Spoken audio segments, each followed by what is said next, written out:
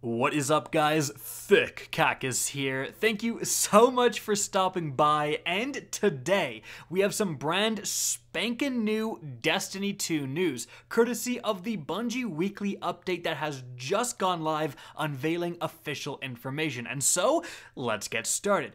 First things first, we do have an important update involving the entire season of the Worthy in terms of the seasonal calendar. Now, this is the official seasonal calendar. Of course, we have the launch of this new season on March 10th, Trials March 13th, and more content in the months to come. However, the international big news story right now is the coronavirus, and Bungie made an update today saying that due to this, because it has been confirmed in the state where Bungie headquarters is located, they're initiating a new policy, a work from home policy. They will be able to still impact the game and all of that stuff. They say that this is absolutely going to launch on March 10th, and the first weekend of Trials is absolutely kicking off on March 13th.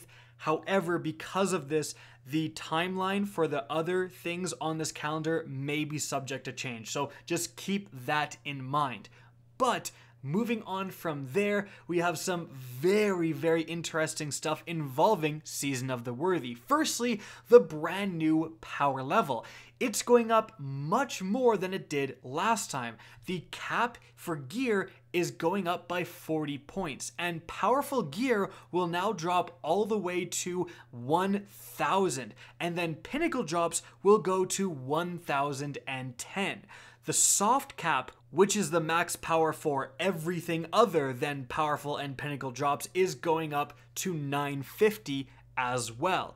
So that first weekend of Trials, light is going to be a factor, so you better get grinding in those weeks when Season of Worthy comes out.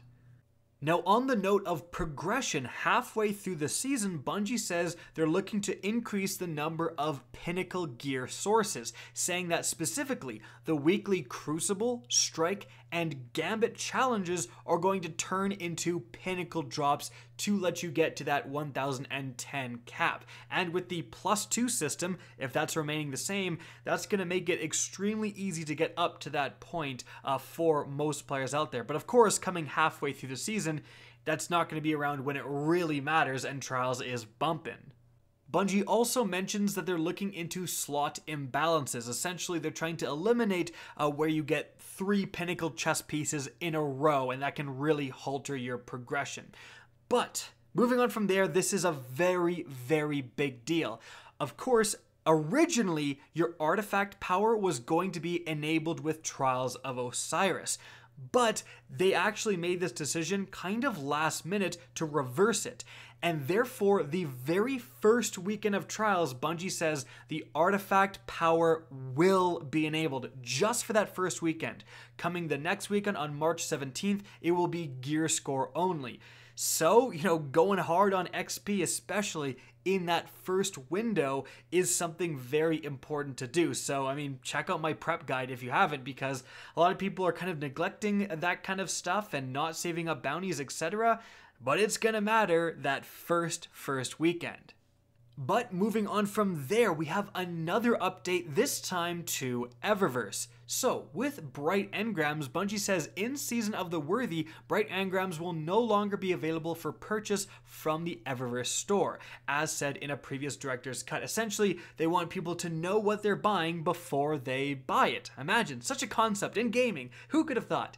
But also, another change is daily rotation of returning items. So in the place of Bright Engrams, so instead of Bright Engrams, a new module will become available on the Eververse store starting in Season of the Worthy. This daily rotating module will feature one item from a small selection of ships, sparrows, ghosts, and finishers that were offered in previous seasons. These items will be available to purchase directly for silver at the discount from the original price.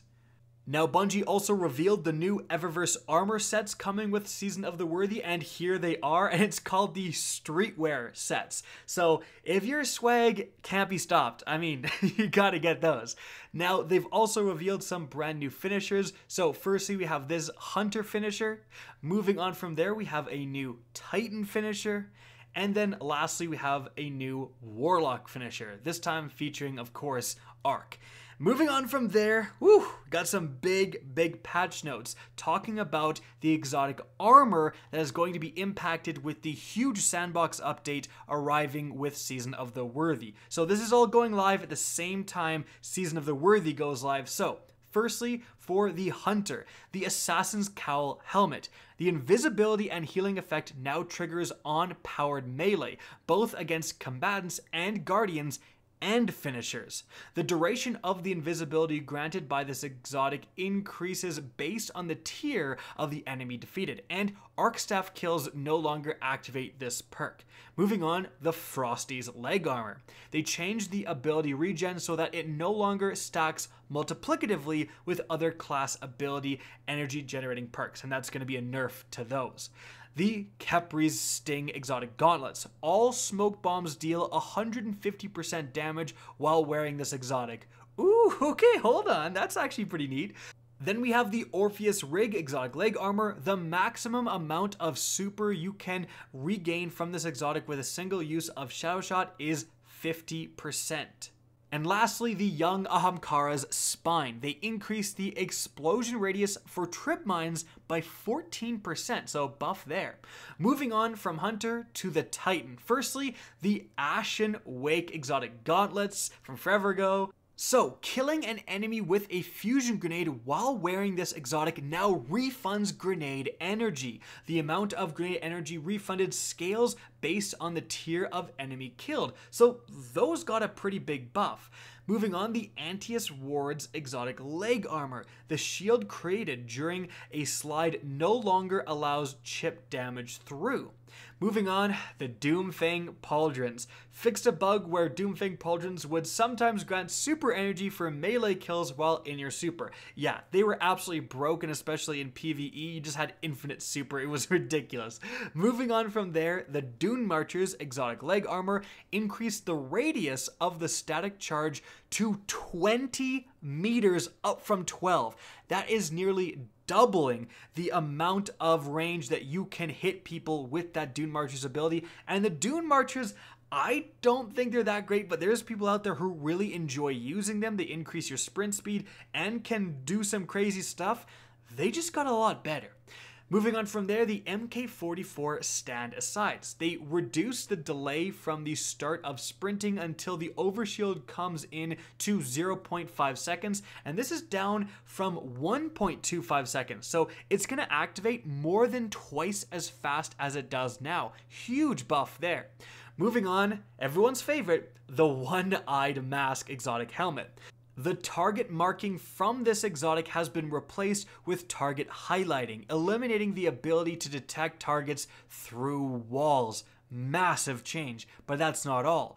No longer provides a damage bonus when defeating your marked target, and restored the previous overshield granted by defeating your marked target, which now has a duration of 6 seconds down from 8.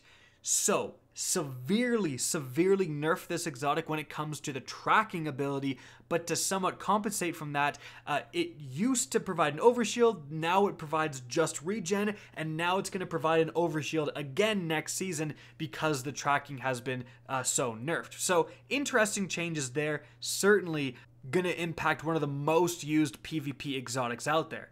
And lastly, for the Titan, we have the Severance Enclosure. And if you haven't heard of these, it's the new exotic Titan chest piece added with Season of Dawn, and it's trash. The exotic perk is defeating a guardian with a melee attack or a combatant with a finisher unleashes a damaging explosion. And I remember when I got these and tested them, the explosion is so negligible, it's not worth the risk at all. They just did not do enough. So, they're getting buffed. The explosion now triggers on powered melee both against combatants and guardians and finishers. Huge change there. And the radius and damage of the explosion created by this exotic increases based on the tier of the enemy defeated. So now it could actually be worth using, especially if you finish a really powerful mini boss and they get a massive explosion or something. Moving on from there, lastly, we have the Warlock. So, firstly, the Apotheosis Veil exotic helmet. This exotic is now guaranteed to drop with a minimum of plus 16 to intellect. Very interesting change there. The Contraverse Hold exotic gauntlets, oh boy, reduce the damage reduction granted by this exotic to 20%, down from 40%. So while you're doing your handheld supernova, you'd previously have 40% damage reduction. It was insane. You could tank pretty much everything. That is a pretty big nerf there.